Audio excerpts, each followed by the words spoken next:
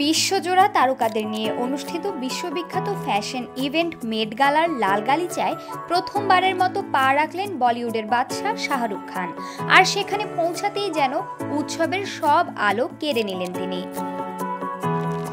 অভিনয়ের জাদু দিয়েই যে তিনি শুধু ভক্তদের মন জয় করেননি তা আরও একবার বোঝা গেল। ফ্যাশনের মামলায়ও যে তিনি সিদ্ধহস্ত তারই প্রমাণ রাখলেন এই বিশ্বমঞ্চে।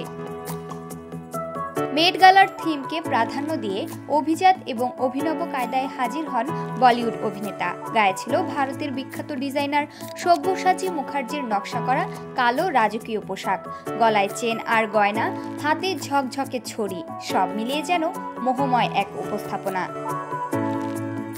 সোমবার রাতে নিউ ইয়র্কে অনুষ্ঠিত হলো ফ্যাশন জগতের সবচেয়ে মর্যাদাপূর্ণ অনুষ্ঠান মেট গালা। আর সেখানেই অভিষেক হলো শাহরুখ খানের।